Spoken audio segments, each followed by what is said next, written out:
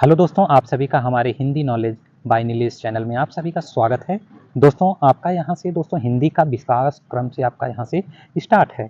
और दोस्तों आपको पिछले वीडियो में बताया गया था कि आपके हिंदी का विकास क्रम से स्टार्ट होने वाले हैं, अगले वीडियो में आपको प्रोवाइड किया जाएगा। दोस्तों आप हमारे चैनल को अपने दोस्तों को भी शेयर कर दीजिए, आप भी चैनल को सब्सक्राइब कर लीजिएगा, वीडियो को लाइक भी कर देंगे। दोस्तों आपका यहाँ से जितने भी टाइप के आपके क्वेश्चन बनेंगे ना, सारी चीज़ें यहाँ से आपको मिलने वाले हैं। और आपको डिटेल्स पढ़ना बहुत ज़रूरी है, क्योंकि यहीं से आपके एग्ज़ाम के question basic to high level के बनाते हैं और एग्ज़ाम के क्वेश्चन यहीं से आते हैं और यहीं से आपको पूछे जाएंगे, चाहे नॉर्मल क्वेश्चन हो या टफ क्वेश्चन हो। आपको फंसाने के लिए क्वेश्चन बहुत बेहतरीन बनाए जाते हैं यहाँ से। दोस्तों आप हमारे इस डिटेल को पढ़िए और इसके बाद मैं आपको क्वेश्चन प्रोवाइड कराऊंगा। डिटेल्स के बाद आपको क्वेश्चन जितने भी टाइप के आपके जितने भी कोई भी एग्जाम आपका हो, आप आसानी से हिंदी का क्वेश्चन कर पाएंगे, 100% कर पाएंगे। दोस्तों इतना गारंटी के साथ आपको इस चैनल के माध्यम से आपको ये प्रोवाइड किया जा रहा है। दोस्तों कुछ टाइम लग रहा है, लेकिन आपको जो क्वेश्चन डिटेल्स वगैरह जो प्रोवाइड किया जाएगा ना दोस्तों, बस आप उसको ध्यानपूर्वक देखते रहिए और पढ़ते रहिए और आने वाले जो एग्ज़ाम है ना दोस्तों, आप 100% क्वालिफाई कर पाएंगे। दोस्तों अब यहाँ से देखिए, हिंदी का विकास क्रम यहीं से आपका स्टार्ट होता है। पहला दोस्तों आपका जो हिंदी का विकास होता है ना, संस्कृत या संस्कृत भी बोलते हैं दोस्तों, संस्कृत या संस्कृत बोलते हैं, लेकिन यहाँ पर जो आपका आया हुआ है ना संस्कृत है, ये संस्कृत नहीं है। लेकिन जो बच्चे पढ़ते हैं तो संस्कृत पढ़ते हैं, लेकिन ये संस्कृत है। यहीं से आपके स्टार्ट हुए हैं। आपके हिंदी का विकास पहला संस्कृत से हुआ है और पाली, फिर इसके बाद आपकी प्राकृतिक आया या प्राकृतक आया, फिर अपभ्रंश आया। अपभ्रंश से ये बहुत सारी भाषाओं का विकास हुआ। अपभ्रंश से बहुत भाषाएं या बोलियां निकली हुई हैं और अपभ्रंश से ही टूटी हुई हैं। अपभ्रंश से विकास हुआ है भाषाओं का। अलग अलग भाषाएं आपको आगे मिलने वाले हैं, कौन सी भाषाएं कहाँ बोली जाती है। और दोस्तों अवहट, अपभ्रंश के बाद अवहट आया हुआ है, फिर इसके बाद प्राचीन, फिर उसके बाद प्रारंभिक हिंदी है, प्राचीन फिर प्रारंभिक हिंदी है। ये विकास चिन्ह के लिए प्रयुक्त संकेत है। दोस्तों आपके मैंने बताया, आपके संस्कृत आया, संस्कृत बाद आपका पाली भाषा आई, फिर इसके बाद प्राकृत आई, फिर इसके बाद आपका अपभ्रंश। अपभ्रंश का मतलब दोस्तों यहीं से आपकी भाषाओं का बहुत सारी भाषाओं में टूटा हुआ है और आपको मिलने वाले हैं आगे, और कौन सी भाषाएं बोली जाती हैं, कौन कौन सी भाषाएं होती हैं आपकी। फिर अवहट आया, फिर प्राचीन आया, फिर प्रारंभिक। मैं इसको दोहरा इसलिए रहा हूँ दोस्तों, आप समझिए कि यहाँ से जो अपभ्रंश है ना, यहीं से आपकी भाषाएं विखंडित हुई थी। तो यहाँ पर अपभ्रंश आपके हैं। अपभ्रंश यहाँ से आप दोस्तों सिर्फ ये देखिए, आप ये देखिए अपभ्रंश ये रहा आपका अपभ्रंश। ठीक है, तो आइए, तो यहाँ पर देखिए अपभ्रंश भाषा का विकास, ये दोस्तों आपको 500 ईसा पूर्व से लेकर 1000 ईसा पूर्व के मध्य हुआ था अपभ्रंश का जो विकास। ठीक है, और इसमें जो साहित्य का आरंभ 8वीं सदी से, जो इसका अपभ्रंश का ना जो विकास हुआ था वो 500 ईसा पूर्व से लेकर 1000 ईसा पूर्व के मध्य हुआ। फिर इसकी जो साहित्य है ना अपभ्रंश की, ये 8वीं सदी में स्वयंभू कवि से हुआ है। ये कवि हैं आपके स्वयंभू कवि। तो जैसे आपके एग्जाम के क्वेश्चन बना रहे हैं, आपको टफ क्वेश्चन बनाना है तो अपभ्रंश में पूछ लेंगे अपभ्रंश की विकास कब से कब माना गया है। 500 से 1000 ईसा पूर्व तक माना गया है, तो आपको 4 ऑप्शन देंगे। फिर इसके बाद एक क्वेश्चन और बना देंगे कि आपके जो कवि हैं अपभ्रंश के वो कौन है। ये स्वयंभू आपके कवि हुआ है, जो स्वयंभू हैं आपके कवि से हुआ है ये। और ये 13 सदी तक जारी रहा है, जारी मतलब 13 सदी तक ये चलता रहा है। और दोस्तों अपभ्रंश के कुछ पॉइंट और भी दिए गए हैं यहाँ पर देखिए ये। तो देखिए दोस्तों अपभ्रंश आपके अप प्लस भ्रंश है, फिर इसके बाद आपका घ और च है। ठीक है, और शब्द का ये तो शाब्दिक अर्थ है। ये मतलब दोस्तों मतलब ये अपभ्रंश का जो शाब्दिक शब्द का ये ई जो है ना, ई, तो ये शाब्दिक अर्थ है। ई आपके शाब्दिक, या और बड़ी की मात्रा लगी हुई है दोस्तों, ये शाब्दिक अर्थ है। और इसका मतलब दोस्तों आपका अर्थ है पतन, इसका पतन। अपभ्रंश का मतलब दोस्तों अप प्लस भ्रंश, ये दोस्तों आपके शाब्दिक अर्थ है, इसका मतलब दोस्तों पतन होता है। किंतु अपभ्रंश का जो साहित्य अभिष्ट है, तो मतलब जैसे आपके एग्जाम में हिंदी में पूछ लिया कि आपके जो भाषाएं हैं, आपके भाषाएं विखंडित कब हुई, पतन कब हुआ, भाषाओं का पतन कब हुआ। आपकी भाषाओं का पतन 500 ईसा पूर्व में हुआ था और ये 1000 ईसा पूर्व के मध्य हुआ था। ठीक है, और इसका पतन जो है दोस्तों अपभ्रंश से हुई थी। हिंदी का जो विकास क्रम है अपभ्रंश से पतन हुआ था। तो दोस्तों आपके जो अपभ्रंश साहित्य अभिष्ट है, ठीक है। और ये प्राकृतिक भाषा से ये विकसित भाषा विशेष का साहित्य है। मतलब इसमें दोस्तों जो प्राकृतक है आपके भाषा, इसमें विकास जो भाषा विशेष का साहित्य भी है, ठीक है। अब आइए यहाँ पर ये क्या कह रहा है, ये कह रहा है कि दोस्तों प्रमुख रचनाकार, अपभ्रंश के प्रमुख रचनाकार स्वयंभू हैं, ठीक है। आपको यहाँ पर पहले ही बता दिया गया था कि आपके स्वयंभू कब से हुआ है ये अपभ्रंश का विखंडन। तो प्रमुख रचनाकार स्वयंभू अपभ्रंश का ये वाल्मीकि पाउम चरऊ अर्थात राम काव्य, मतलब दोस्तों पाउम चरऊ, इसका मतलब दोस्तों जो इसका मतलब होता है, अर्थ होता है राम काव्य होता है अपभ्रंश में। तो ये धनपाल का मतलब यहाँ पर कोष्टक में भी कुछ दिया गया है। तो कोष्टक में आपका धनपाल का मतलब आपके भविष्यत कहा, धनपाल का मतलब भविष्यत कहा गया है। और ये अपभ्रंश का पहला प्रबंधन काव्य है, मतलब ये भविष्यत, मतलब धनपाल को भविष्यत कहा गया है। ये अपभ्रंश का पहला प्रबंधन काव्य है। कौन प्रथम जो है भविष्यत आपका काव्य है, पहला प्रथम जो काव्य है आपके धनपाल है, ठीक है। और ये पुष्पत मतलब दोस्तों महापुराण है क्या, हाँ महापुराण, ये पुष्पत आपके महापुराण है। इसमें पुष्पत में आपका महापुराण में आपका जसहर चरऊ है। इसमें आपका सरहपा कहम्पा आदि सिद्धों की रचनाएं भी हैं। और यहाँ पर देखिए दोस्तों इसमें ये भी कहा गया है रचनाओं में, इसके बाद चर्या पद मतलब दोहा कोसी आदि, ठीक है दोस्तों। अब आइए नेक्स्ट पर, यहाँ पर देखिए दोस्तों इसके बारे में। अब यहाँ पर तो अपभ्रंश से आधुनिक भारतीय आर्य भाषाओं का विकास, यहाँ से आपका अपभ्रंश आप देख ही लिए, उसका 500 से 1000 ईसा पूर्व में आपके ये जारी रहा हुआ है। ये 8वीं सदी से 13वीं सदी तक चला हुआ है, ठीक है दोस्तों। तो वहाँ पर आपके अपभ्रंश के विकास हो गए, सारी चीज़ें, कौन से चीज़ें कहाँ आपको मिले हैं वो आपको ध्यान में रखना है, क्योंकि आपके एग्जाम के क्वेश्चन जब तक बनाना है ना तो पूछेगा। तो अपभ्रंश के भेद, यहाँ पे अपभ्रंश के भेद और आधुनिक भारतीय आर्य भाषा देखने वाले हैं। अपभ्रंश के भेद और आधुनिक भारतीय भाषा समझने वाले हैं कि ये कौन सी चीज़ें कहाँ बोली गई हैं अपभ्रंश भाषा। तो दोस्तों आपका सौर सैनी कहाँ बोली गई है, आपकी पश्चिमी हिंदी बोली गई है, और राजस्थानी और गुजराती बोली गई है, ठीक है। ध्यान में देंगे दोस्तों, ध्यान में रखेंगे। सौर सैनी कहाँ, पश्चिमी हिंदी, फिर राजस्थानी गुजराती और अर्धमार्गी आपका ये पूर्वी हिंदी, जो पूरब की ओर लोग रहते हैं। अर्धमागधी जैसे बिहार के साइड में, बिहार आपके कुछ पाए जाते हैं, वाराणसी में भी पाए जाते हैं, आजमगढ़ में भी पाए जाते हैं, ये पूर्वी हिंदी है आपके, ये अर्धमागधी बोलते हैं। और मागधी में आपके क्या होते हैं, अर्धमागधी में आपके पूर्व हिंदी हो गए, और बिहारी हो गए, उड़िया है, बांग्ला है, और क्या है आपका असमिया भी है क्या दोस्तों, इसमें देख लेते हैं। हाँ जी, ये अर्धमागधी में आपकी जो मागधी भाषाएं पूर्वी हिंदी है, और बिहारी है, उड़िया है, बांग्ला है, ठीक है, और असमिया भी है। इसमें नोट कर लीजिए ये कौन सी भाषाएं कहाँ बोली जा रही हैं, अपभ्रंश भाषा में। अपभ्रंश जो भाषा की विकास हुई है, कौन से स्थान पर, कौन सी दिशाओं में, कहाँ कहाँ ये आपके बोली जाती हैं। ये अपभ्रंश भाषा आपकी पश्चिमी हिंदी है, ठीक है, राजस्थानी है, गुजराती है, पूर्वी हिंदी है, सौर सैनी है ये। और अर्धमागधी आपकी गुजराती होगी, अर्धमागधी आपकी पूर्वी हिंदी है, और बिहारी है, उड़िया है, बांग्ला है, असमिया है। और खस कहाँ बोली जाती है, ये पहाड़ी है, खस आपकी पहाड़ी है, ये सौर सैनी से प्रभावित है।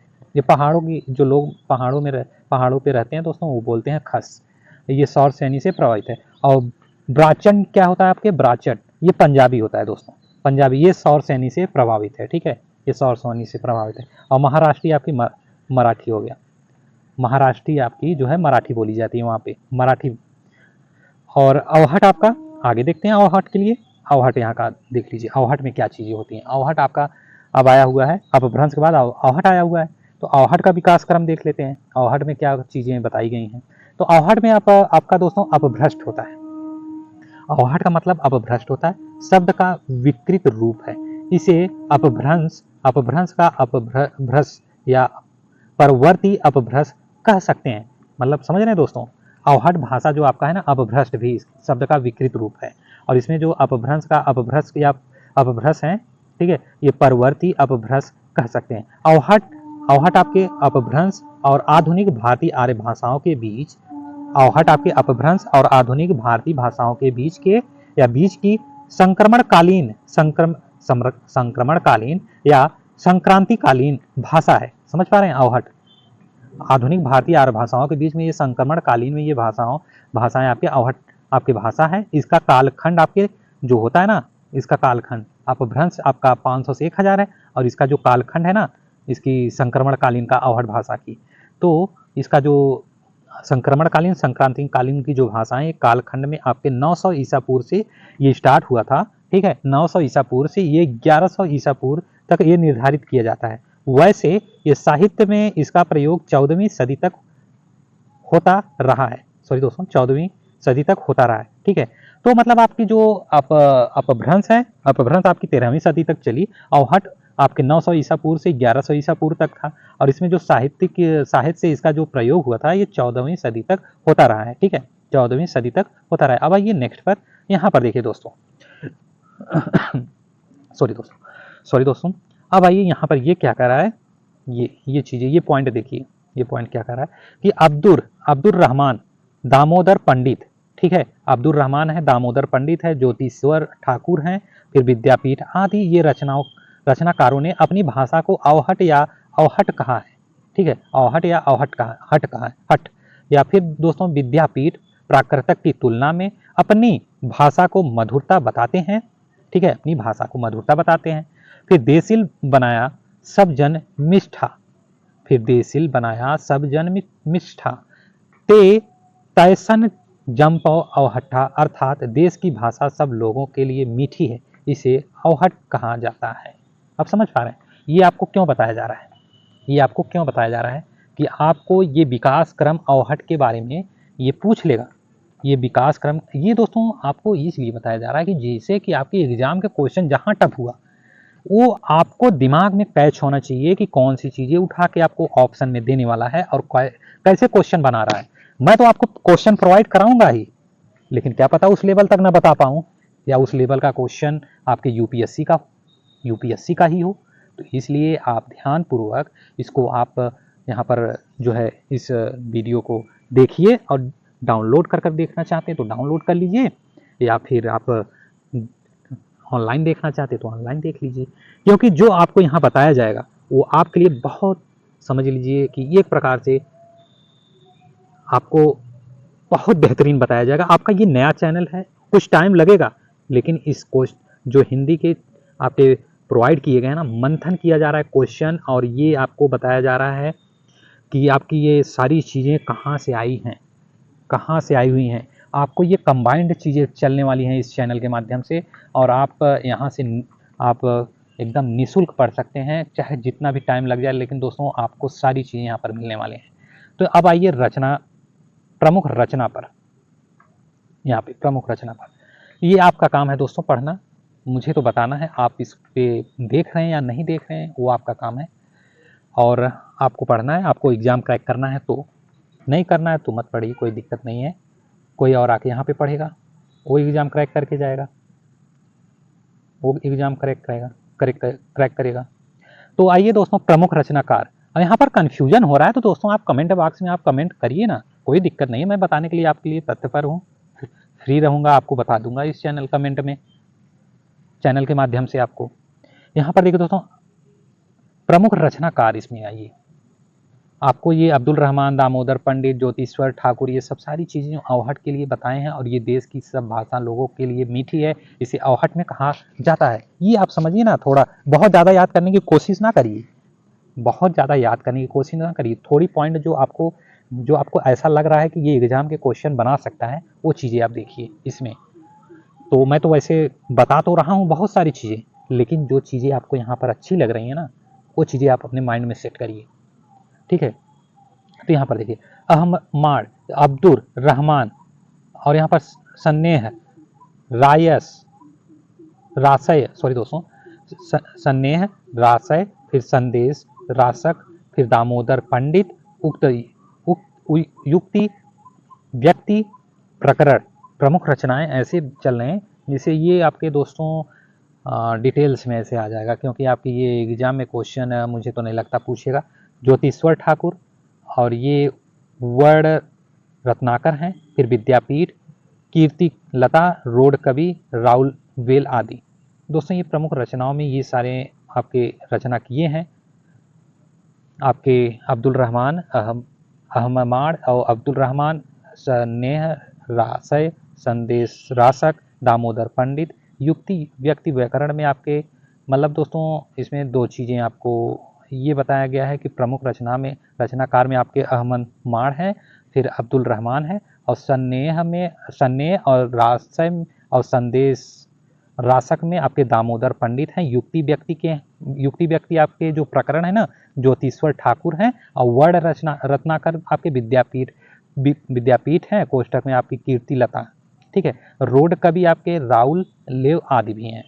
तो आइए अब नेक्स्ट पर, आप समझ गए होंगे तो रचनाकार देख लीजिएगा। आपको एग्जाम में अभी तो आपका मैं एग्जाम पेपर देखा नहीं हूँ, देख लेता हूँ, तो आपको वहाँ पर ये मिलते हैं तो और बेहतरीन तरीके से आपको उस टाइम मैं बता दूंगा। ठीक है, तो प्राचीन या पुरानी हिंदी आपकी आई हुई है।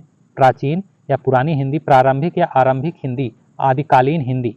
इसमें दोस्तों यहाँ कुछ पॉइंट दिए गए हैं प्राचीन या पुरानी हिंदी के, और प्राचीन या आरंभिक जो हिंदी आपकी आदिकालीन हिंदी है। ठीक है, तो यहाँ पर आपका आइए, मध्य देशी भाषा परंपरा की विशिष्ट उत्तराधिकारिणी होने के कारण हिंदी का स्थान आधुनिक भारतीय आर्य भाषाओं में सर्वोपरि है। इसके कहने का मतलब है आपके जो मध्य देशी है ना भाषा, आपकी जो परंपरा विशिष्ट उत्तराधिकारी होने के कारण ना ये हिंदी का जो स्थान है ना आधुनिक भारतीय आर्य भाषाओं में सर्वोपरि हो गया प्राचीन पुरानी हिंदी में। तो ये प्राचीन आपके हिंदी हैं, प्राचीन हिंदी से अभिप्राय ये है कि अपभ्रंश और आहट के बाद की ये भाषा है। ठीक है, आपके जो प्राचीन या पुरानी हिंदी है ना जो आधुनिक भारतीय आर्य भाषाओं को सर्वोपरि बनाता है, ये आपके प्राचीन हिंदी से अभिप्राय है, और ये अपभ्रंश और आहट के बाद की भाषा है। तो अब आइए इस पॉइंट पर, तो यहाँ पर इस पॉइंट पर आने का मतलब है दोस्तों आपका जो हिंदी का आदिकाल है, हिंदी भाषा का शिशु काल है, यह वह काल था जब अपभ्रंश आहट का प्रभाव हिंदी भाषा पर मौजूद था, और हिंदी की जो बोलियां हैं ये बोलियों के निश्चित व स्पष्ट स्वरूप विकसित नहीं हुए थे। मतलब दोस्तों आपके जो हिंदी आदिकाल हिंदी आपकी इस समय जो बोला जा रहा है, ठीक है, हिंदी जो आपकी भाषाएं हैं उस समय ये शिशु काल का है, और यह वह काल था जब अपभ्रंश आहट का प्रभाव हिंदी भाषा पर मौजूद था थोड़ा थोड़ा। तो मतलब और हिंदी की जो बोलियों के निश्चित व स्पष्ट स्वरूप विकसित नहीं हुए थे। मतलब इसकी जो स्वरूप थे ना उस टाइम आपके हिंदी बोलियां बोली जाती थी, लेकिन इसकी जो निश्चित स्वरूप था ना वो विकसित नहीं हुए थे।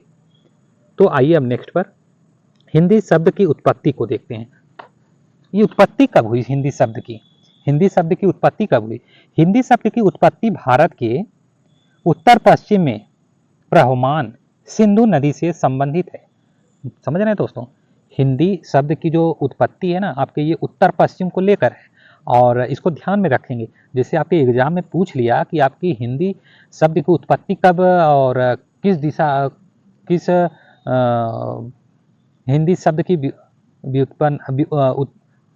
उत्पत्ति जो भारत के उत्तर पश्चिम में प्रवहमान सिंधु नदी से संबंधित है। तो आपके जो पूछेगा क्वेश्चन आपके उत्तर पश्चिम के लिए पूछ लेगा या सिंधु नदी के लिए पूछ लेगा, आपके ये कंबाइंड बनाएगा आपके क्वेश्चन में। तो ये विदित है। ठीक है, अधिकांश विदेशी यात्री और आक्रांता उत्तर पश्चिम सिंहद्वार से ही भारत आए हैं। ठीक है, भारत में आने वाले इन विदेशियों ने जिस देश के दर्शन किए वह सिंधु का देश था, और ये ईरान फारस के साथ भारत के बहुत प्राचीन काल से ही संबंध थे, और ये ईरानी सिंधु को हिंदू कहते थे। ईरानी सिंधु को ये हिंदू कहते थे। ठीक है, और ये सिंधु का मतलब हिंदू, स का ह, ठीक है, स का ह में तथा ध का द में परिवर्तन पहलवी भाषा प्रवृत्ति के अनुसार ध्वनि परिवर्तन। समझ पा रहे हैं कि ये क्या कह रहा है? ये क्या कह रहा है कि आप समझ पा रहे हैं? नहीं समझ पा रहे हैं तो मैं फिर से बता रहा हूँ। ये सिंधु आपकी है जो ना ये हिंदू है, सिंधु से हिंदू आई है, और सा का मतलब आपका होता है ह, और तथा ध का जो है ना आपका ध का मतलब होता है द में जो परिवर्तन है ना ये पहलवी भाषा प्रवृत्ति के अनुसार ध्वनि परिवर्तन है। आप समझ पा रहे हैं? पहलवी भाषा प्रवृत्ति के अनुसार ये ध्वनि परिवर्तन था। और हिंदू से जो हिंद बना, हिंदू से जो हिंद बना और फिर हिंद से जो फारसी भाषा के संबंध कारक प्रत्यय ई, प्रत्यय का मतलब यहाँ पर जो फारसी ई, फारसी के संबंध कारक जो है ना प्रत्यय, मतलब इसमें जो फारसी के लास्ट में ई आ रहा है ना वो प्रत्यय है आपकी ई लगने से ये हिंदी बन गया है। हिंदी ई लगने से ये हिंदी बन गया दोस्तों। और हिंदी का अर्थ है हिंद का, हिंदी का अर्थ है आपका हिंद का। यहां से अब देखिए हिंद का, हिंदी का अर्थ है हिंद का। और इस प्रकार हिंदी की उत्पत्ति हिंद देश के निवासियों के अर्थ में हुई। आगे चलकर यह शब्द हिंदी की भाषा के अर्थ में प्रयुक्त होने लगा। आप समझ पा रहे हैं, हिंदी शब्द की उत्पत्ति और भारत में उत्तर पश्चिम में प्रवहमान सिंधु नदी से संबंधित है। ये कैसे आपकी आई हुई है, हिंदी फिर हिंदू फिर हिंदी फिर ये फारसी फिर आपके ध्वनि परिवर्तन, ऐसे कैसे निवासियों से आपके जो अर्थ में हुई, आगे चलकर शब्द हिंद का जो भाषा अर्थ में प्रयुक्त होने लगा। ये हिंदी के विकास के में दोस्तों ये भूमिका निभाया हुआ है। तो आइए हिंदी का ये विकास आपके कंप्लीट हो गए। अब आइए नेक्स्ट पर, यहाँ पर देखिए हिंदी के विकास के कंप्लीट होने के बाद ये उपयुक्त बातों से 3 बातें सामने आती हैं। पहला कौन सी बातें सामने आई हुई हैं तो पहले वो देखने वाले हैं। हिंदी शब्द का विकास कई चरणों में हुआ है। ठीक है, हिंदी का जो शब्द का विकास हुआ है ना ये कई चरणों में हुआ है। और ये आपके कई चरणों का मतलब आपकी सिंधु फिर हिंदी, सॉरी दोस्तों, सिंधु फिर हिंदू, ठीक है, फिर हिंद प्लस फिर ई आई है, फिर हिंदी आई है। ये आपके 1 2 3 4 चरण हो गए दोस्तों, 3 या 4 चरण आपके हो गए ये आप हिंदी के विकास के चरण में। तो आपकी जो दूसरा है ना, आपके दूसरा ये हिंदी शब्द मूलतः ये फारसी का है। समझ रहे हैं। अब देखिए दोस्तों यहाँ पर फारसी बताया गया है, फारसी बताया क्योंकि आपके जो विकास हुई है हिंदी भाषा में, यहाँ पर हिंदी भाषा की जो उत्पत्ति हुई थी आपकी ईरानी, और दिखा दे रहे हैं आपको यहाँ पर देखिए ईरान या फारसी आई हुई है ना यहाँ पे, यहाँ पर देखिए दोस्तों ईरान या फारसी, ईरानी या फारसी कह सकते हैं दोस्तों। तो यहाँ पर तो फारसी का है न कि हिंदी भाषा का। तो यह ऐसे ही है जैसे बच्चा हमारे घर जन्मे और उनका नामकरण हमारा पड़ोसी करे। आप समझ पा रहे हैं। तो हालांकि कुछ कट्टर हिंदी प्रेमी हिंदी शब्द की उत्पत्ति हिंदी भाषा में ही दिखाने की कोशिश की है। जैसे हीन मतलब हनन करने वाला, हीन का मतलब दोस्तों हनन करने वाला, और प्लस आपकी जो दू है ना ये दुष्ट, हिंदू अर्थात दुष्टों का हनन करने वाला। मतलब दोस्तों हिंदू और उन लोगों की भाषा हिंदी हीन या हीनो या प्लस दोस्तों दू या दलन, फिर क्या होता है हिंदू अर्थात हीनों का दलन करने वाला, हिंदू और उनकी भाषा हिंदी। क्योंकि इन व्युत्पन्नों में प्रमाण कम अनुमान अधिक है, इसलिए सामान्यतः इन्हें स्वीकारा नहीं जाता। आप समझ पा रहे हैं कि इसे आपको स्वीकारा क्यों नहीं गया। तो आइए यहाँ पर अब आपका तीसरा क्या कह रहा है कि हिंदी शब्द के 2 अर्थ हैं। हिंद देश के निवासी यथा हिंदी है हम वतन हैं, हिंदुस्तान हमारा, इकबाल और हिंद की भाषा। हाँ सॉरी दोस्तों,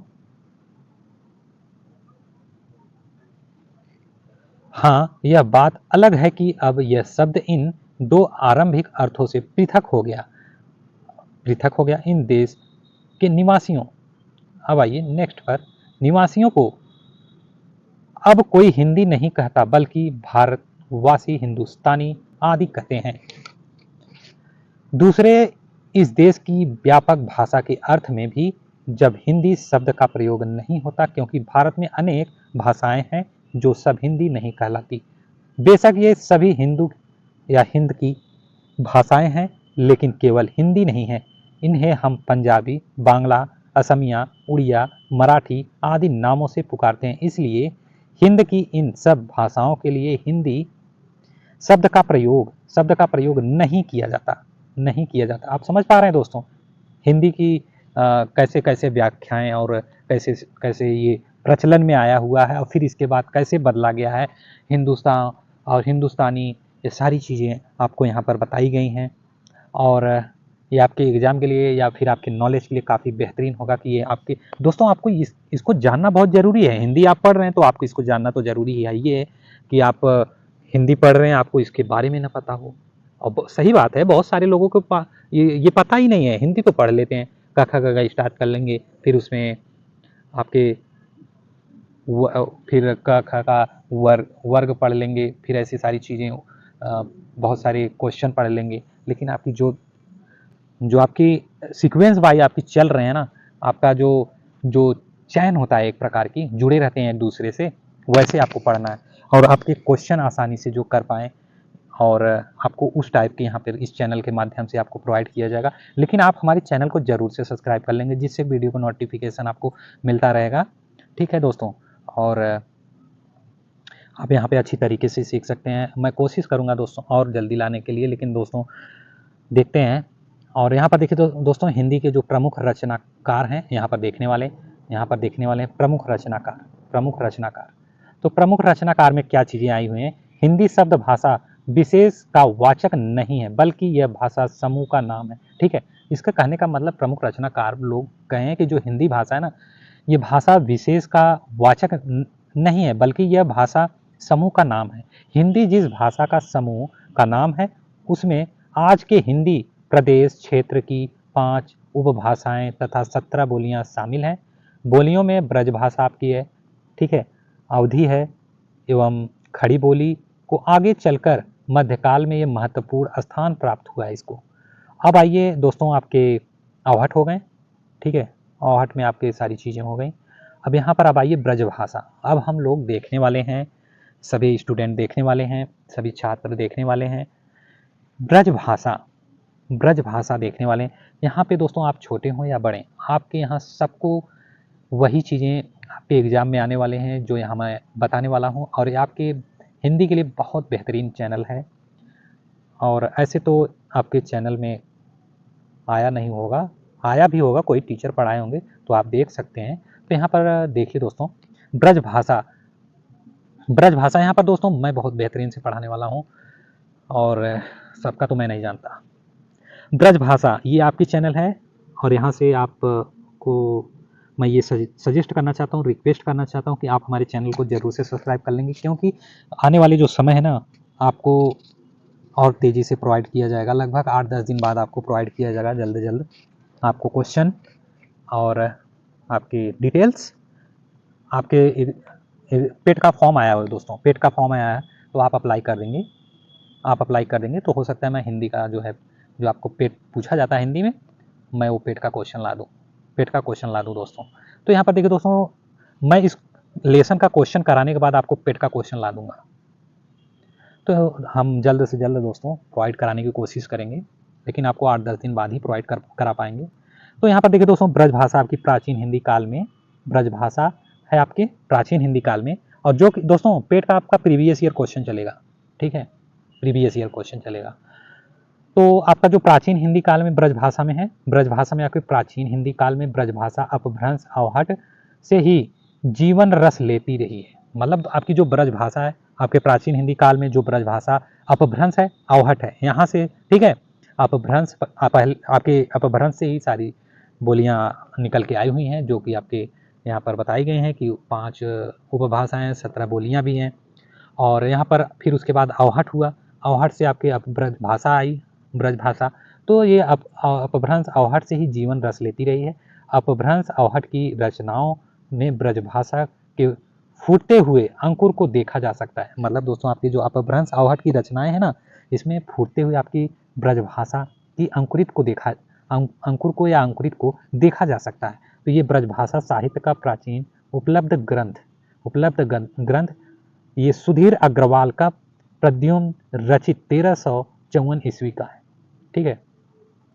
तो अब आइए नेक्स्ट पर, अब आइए यहाँ पर आपके ब्रजभाषाएं हो गई। अब हम सीखने वाले हैं अवधि देखने वाले हैं। अवधि तो अवधि में आपका दोस्तों, अवधि की पहली कृत्य मुल्ला दाऊद की, ये दोस्तों इसमें पता नहीं चल रहा है क्या चंदायन है क्या। अवधि की पहली कृत्य मुल्ला दाऊद की चंदायन, इसको देख लेंगे दोस्तों, चंदायन ही या और कुछ भी है, या दोस्तों आप ये समझिए चंदायन या वंदायन, दो में से एक ही है। तो या लोर कहाँ, आपकी अवधि की पहली कृत्य मुल्ला दाऊद की चंदायन या वंदायन या फिर लोर कहाँ आपकी 1370 ईस्वी मानी जाती है। किसकी? अवधि की। और फिर इसके उपरांत अवधी भाषा के साहित्य का उत्तरोत्तर विकास होता गया अवधि का। अब आइए खड़ी बोली आ गई यहाँ पे। खड़ी बोली में आपके सॉरी दोस्तों, खड़ी बोली में आपके प्राचीन हिंदी काल में ये रचित खड़ी बोली है। कब? प्राचीन हिंदी काल में रचित खड़ी बोली, साहित्य में खड़ी बोली, ठीक है। आरंभिक प्रयोगों से उसके आदि रूप या बीज रूप का आभास मिलता है। खड़ी बोली का आदिकालीन रूप हर सरहपा आदि, सिंधो, गोरखानाथ आदि, नाथो, अमीर, खुसरो जैसे सूफियों, जयदेव, नामदेव, रामचंद आदि संतों की रचनाओं में उपलब्ध है। इन रचनाकारों में हमें अपभ्रंश आहट से निकलती हुई खड़ी बोली अस्पष्टतः दिखाई देती है। समझ पा रहे हैं खड़ी बोली कैसे आई हुई है? मैं फिर से बता रहा हूँ। प्राचीन हिंदी काल में आपकी रचित खड़ी बोली प्राचीन हिंदी काल में हो रहा है। तो ये साहित्य में खड़ी बोली के जो प्रारंभिक प्रयोग से उसके आदि रूप या बीज रूप का आभास मिलता है। और खड़ी बोली का आपके आदिकालीन रूप सरहपा आदि, सिंधो, गोरखनाथ आदि, नाथो, अमीर खुसरो जैसे सूफियों, जयदेव, नामदेव, रामानंद आदि संतों की रचनाओं में उपलब्ध है। इन रचनाओं में हमें अपभ्रंश आहट से निकलती हुई खड़ी बोली, देख रहे हैं दोस्तों, अपभ्रंश आहट से निकलती हुई खड़ी बोली अस्पष्टता दिखाई देती है। अब आइए नेक्स्ट पर। अब आइए मध्यकालीन हिंदी में। मध्यकालीन हिंदी आपको मैं नेक्स्ट वीडियो में बताने वाला हूँ, ठीक है। और दोस्तों ये थोड़ा थोड़ा आपको ये प्रोवाइड इसलिए किया जा रहा है कि क्योंकि बहुत सारे ऐसे आपके यहाँ पर और भी बहुत डिटेल्स में आपको पढ़ना है, देखना है, और ये आपको शायद मैं जल्द मध्यकालीन हिंदी पढ़ाने वाला हूँ यहाँ से। Thank you so much guys. और आप चैनल को सब्सक्राइब कर लेंगे, वीडियो को लाइक भी कर देंगे दोस्तों, जिससे वीडियो को नोटिफिकेशन आपको मिलता रहेगा। आपको मध्यकालीन हिंदी और इसके बाद आपको इस लेसन का आपको क्वेश्चन और फिर इसके बाद इसका आंसर प्रोवाइड किया जाएगा। इसके बाद आपको पेट का क्वेश्चन मिलने वाला है। Thank you so much guys, thank you so much. मध्यकालीन हिंदी आपको प्रोवाइड किया जाएगा दोस्तों। मध्यकालीन हिंदी आपको प्रोवाइड किया जाएगा, ठीक है। मध्यकालीन हिंदी यहाँ पे। Thank you so much guys, thank you so much.